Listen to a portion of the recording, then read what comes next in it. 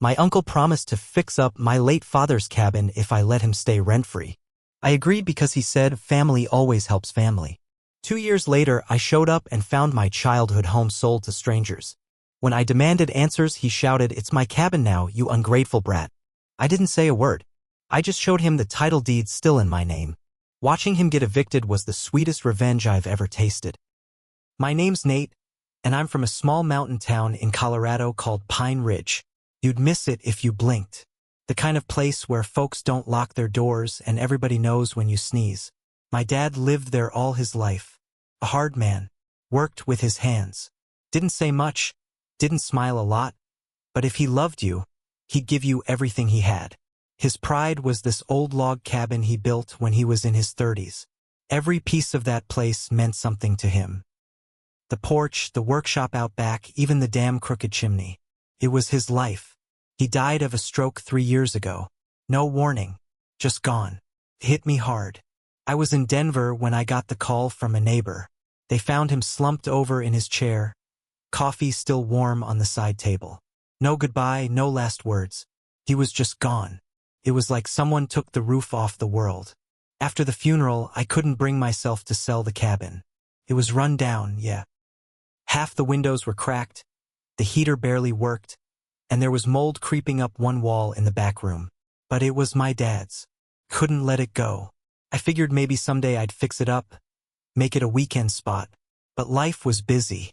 I was working full-time, living in a one-bedroom apartment, scraping by like everyone else. Then Ray showed up. Ray's my uncle, my dad's younger brother, always kind of a screw-up. He'd show up drunk to family stuff, always needed a little help with money, and never had a job for longer than 6 months. But my dad always let him back in. I think it was guilt or maybe just blind loyalty. After Dad died, Ray started calling me a lot. At first, it was all, "How you holding up, kid? And your dad would be proud," stuff like that. Then came the offer. He said he'd move into the cabin, fix it up, and take care of it. In return, I'd let him live there rent-free. Said he'd cover materials and do all the labor himself. Family helps family, he told me. I was skeptical. I knew Ray, but part of me felt like I should honor what my dad would have done. Dad always gave Ray a place to crash. Always said he's still my brother, no matter what. So I said yes. We wrote up a simple agreement. Nothing fancy, but it was notarized. Said he could live there rent-free as long as he was fixing it up, and I kept full ownership. I had the original title deed locked up in a safe in my apartment. The cabin stayed in my name. At first, things seemed okay. Ray sent pictures. He fixed the porch railing, cleaned out the gutters, replaced the busted water heater with a used one. Even repainted the door. He kept in touch for the first few months. He'd send updates, ask me if I liked this color or that.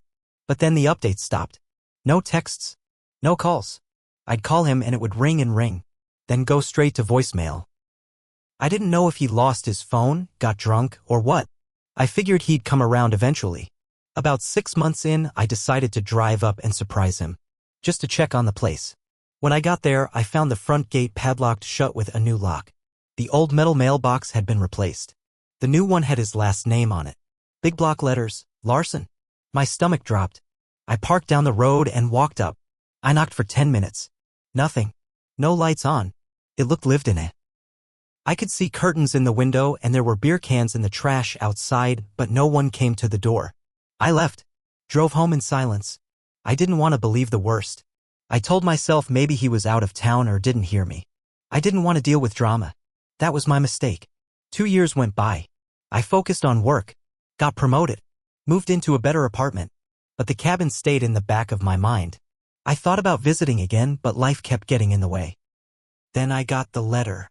It was from a title company, one I'd never heard of. They said someone was trying to verify ownership for a potential property sale. The property listed was my dad's cabin. The letter was addressed to me, the name on the deed. My name. I froze. I called the number on the letter and asked for details. They said someone named Raymond L. claimed to have ownership and was trying to update the records. I didn't even pack an overnight bag. I grabbed the original deed and the agreement with Ray from my safe, threw it in my truck, and drove straight to Pine Ridge. When I got to the cabin, I didn't recognize it. New paint, new fence, gravel driveway, a second-hand SUV parked out front. There were potted plants by the steps. It didn't feel like my dad's place anymore. Then a woman walked out holding a toddler. She looked at me like I was some kind of threat. "Can I help you?" she asked. I stared at the cabin behind her. My dad's porch swing was gone. The oak tree he planted had been chopped down. I felt like I was in the wrong place. "I think there's been a mistake," I said. "This cabin, it belongs to my family." She narrowed her eyes. "We bought it 6 months ago. Paid cash. From Raymondell." I didn't yell. I didn't argue. I just said, "Do you have the paperwork?" She said they went through an agent from Aspen Park. She gave me his name and the company. I thanked her and left. My stomach was in knots. I drove straight to the real estate office. The guy there looked like he hadn't shaved in a week. He barely made eye contact. When I showed him the real title deed, his face turned red. He stammered, said Ray had paperwork and seemed legit. But the sale hadn't been filed with the county. The title never legally changed hands. He'd skipped the formal recording process, probably to avoid a paper trail. In the eyes of the law, I still owned that cabin. I asked where Ray was now. The agent told me he thought Ray was living in a rented trailer on the edge of town. I found him that night. He was at Cooper's bar, drunk off his ass, playing pool and running his mouth like he always did. When I walked in, he looked surprised but not nervous. "Hey there, nephew," he said, grinning. "What brings you to town?" I stared at him. "We need to talk." He didn't sit down. Just stood there with that smug, stupid grin. "You look tense, Nate," he said, laughing. "You need a drink?" I didn't smile. "You sold the cabin." The people around us stopped talking. I could hear the hum of the jukebox behind me and the click of someone racking pool balls. Ray's smile cracked just a little. "What are you talking about?" he asked. "You forged the paperwork. You sold the cabin to some strangers. You thought I wouldn't find out?" He let out a short laugh, but it was nervous. "Look, I fixed that place. You didn't want it. I made it worth something. I figured I deserved something for my work. It wasn't yours to sell. You were a tenant, not the owner. The title is still in my name." His face turned red. He took a step closer. "I lived in that place for 2 years, Nate.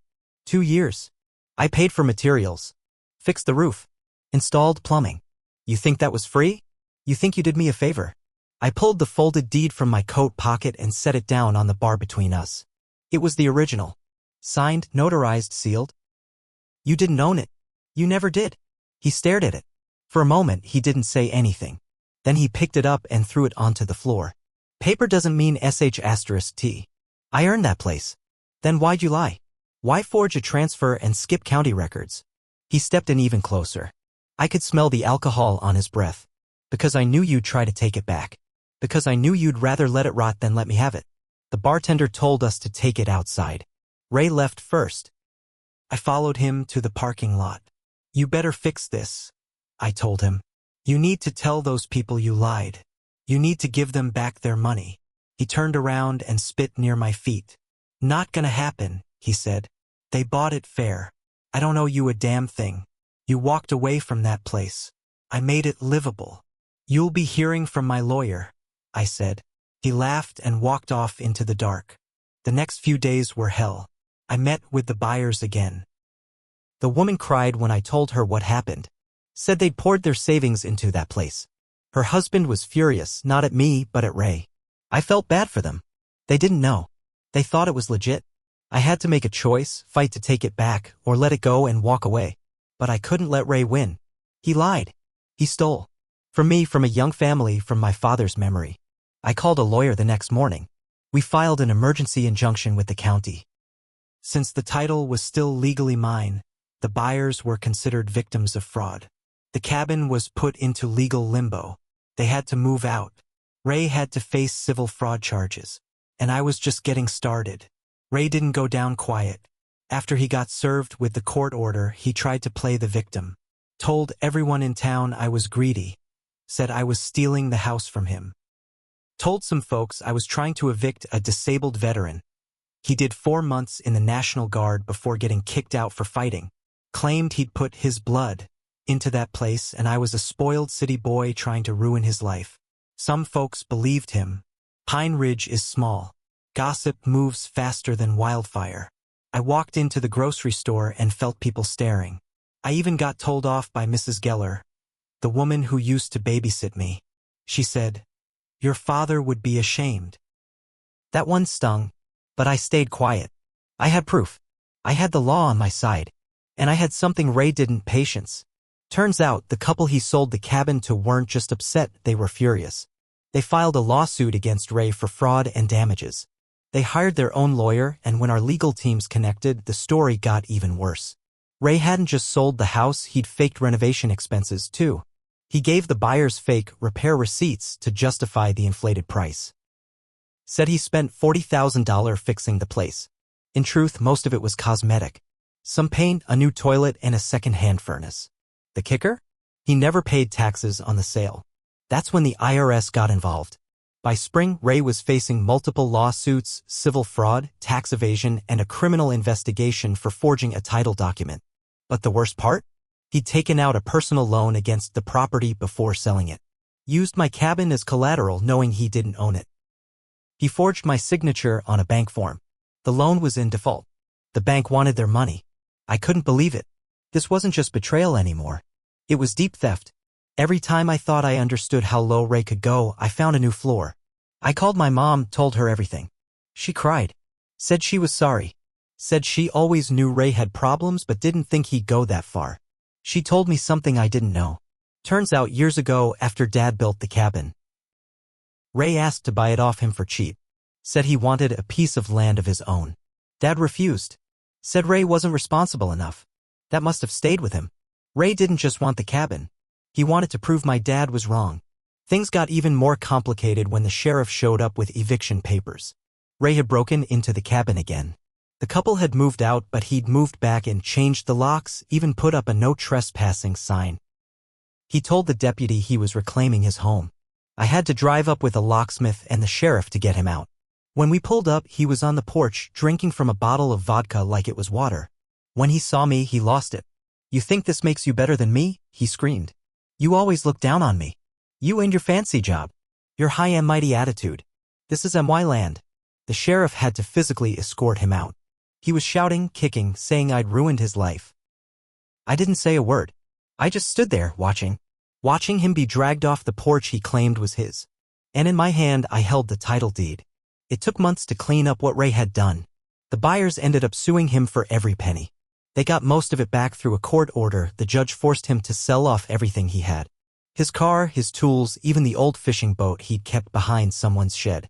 He tried to dodge court dates. Claimed medical issues. Claimed mental health. Claimed he was homeless because of family betrayal. But no one bought it anymore.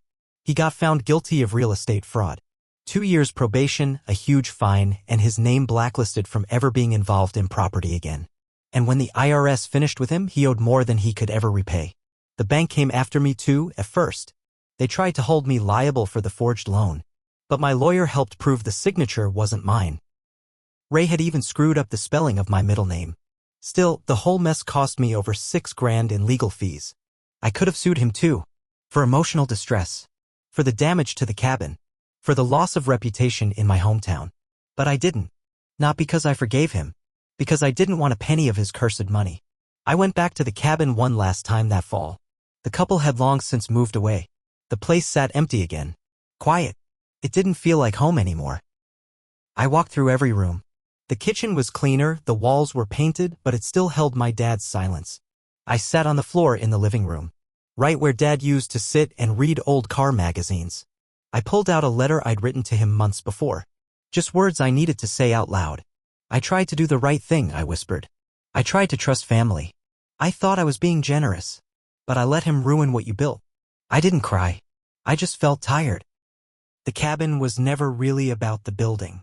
It was about the man who made it. And now both were gone. I sold the place a few months later. Legally. Cleanly. To a retired couple from Kansas who fell in love with the porch and promised to plant a new tree where the old one had stood. Ray ended up moving to a nearby town. Lives in a trailer park now. I hear he drinks more than he eats. No one hires him. His name's Dirt.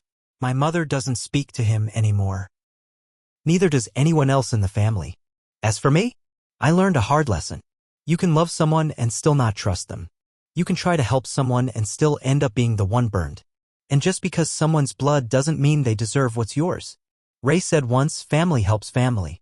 He was right, but only if they earn it. And the day I watched him get dragged off that porch? That was the day I stopped believing in second chances. It wasn't justice, but it was enough.